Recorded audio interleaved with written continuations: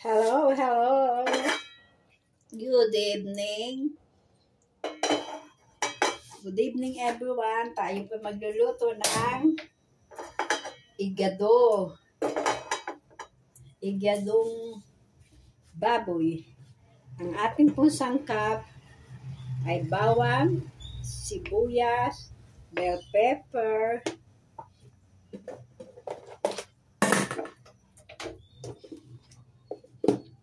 carrot, green peas, garbanzos,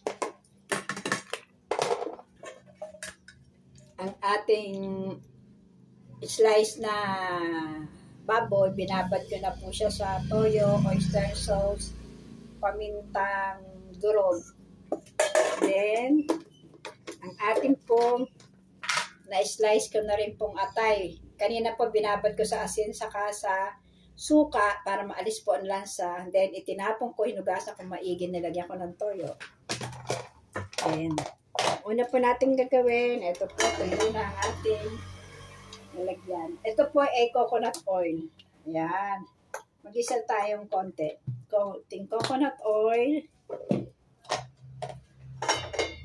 Coconut oil.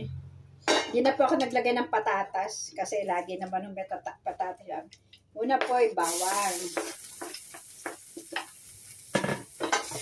Isa lang po natin hanggang sa lumabas ang aroma. Yan, isa-isa. Maganda po ang ginigisa ang mga baboy, ang mga meat para po lumabas po yung kanilang aroma. Then, bango, sibuyas. Tapos po na sibuyas. Ayan. Paamuyin natin yung kanyang aroma. Sibuyas. Hanggang maging translucent siya. Then, lagyan na po natin ang ating laurel, bay leaves. Kailangan po merong bay leaves para maalis po ang lansa ng ating baboy. Yan. Iyan po natin ang aroma para po lumabas ang maalis ang lansa ng ating atay, saka po yung baboy, saka po yung Asian aroma niya. Yan, bango. Then, lagay na po natin ang ating binabad na ilang oras. Kanina ko pa po ito binabad.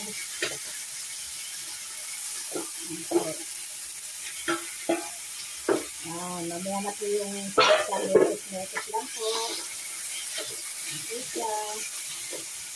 Hintayin po natin siya mag-brown.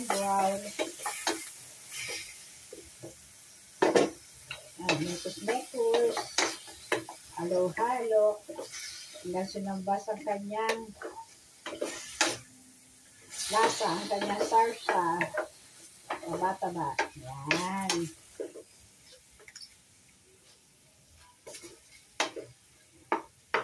Then,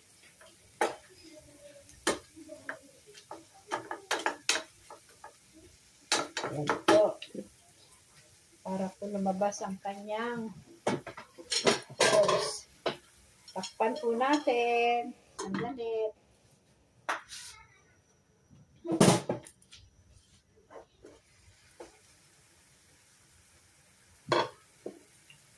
Yan. Oh, magbabrown na siya. Para mawala ang lansa. Kaya lagyan natin ng laurel. Ang bango. Igado.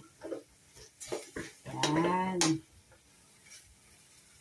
Mamaya ko na po ilalagay yung yung atay. Kailangan kasi sa atay, sa huli nilalagay para hindi siya tumigas, parang hindi siya ma-overcook at hindi siya parang rubberized. Yan po. Then, lagyan po natin ng patis. Konting patis. Lagyan po natin ng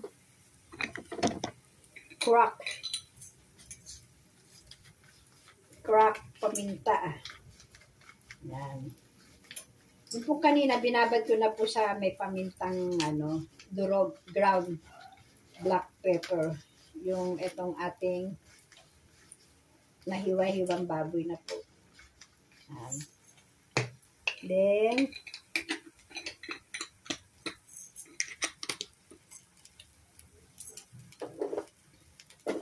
yan po, wow! Yan, lumalabas na yung kanyang sauce. Bango! Naamoy niyo po ba yung bango niya? Amoy na amoy ko ng bango na. Igado. Yan. Then, takpan muna natin. At lagyan po natin ng konting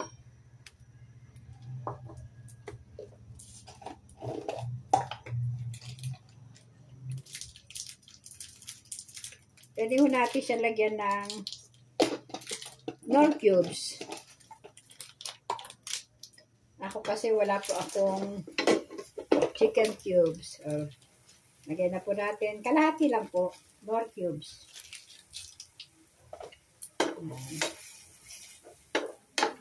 Yan po.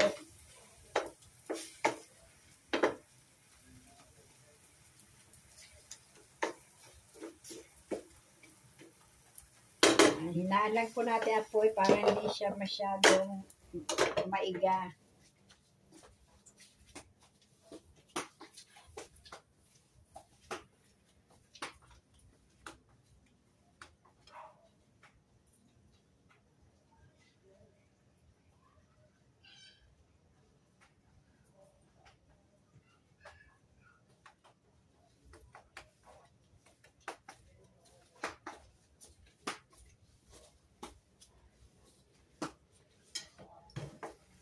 Lagyan po natin ng konting lang po, konting suka lang po. Makakadagdag lasa din po to. Yan, wag nyo lang po haluin, bayaan nyo lang pong kumulo siya para maluto ang suka.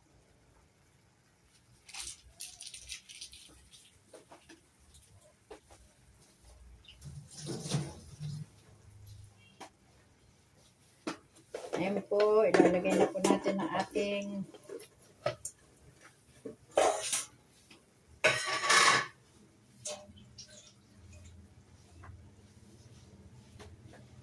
siguro po luto na yung ating suka. Lagyan na po natin ang ating, ilagyan ko pong konting tubig yung pong pinagbabaran kanina. Makasan natin na po. Palambutin natin.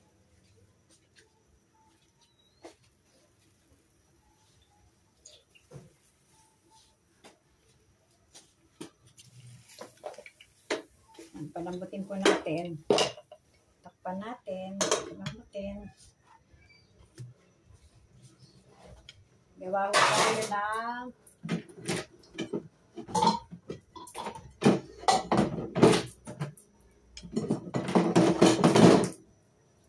alis mo rin.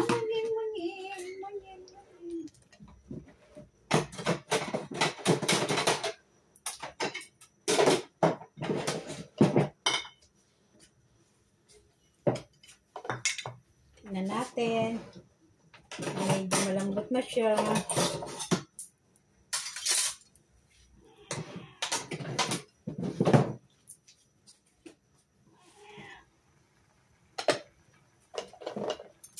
Tingnan natin.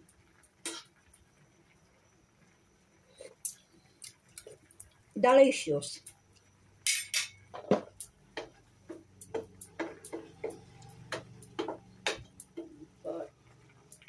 Palambutin po natin.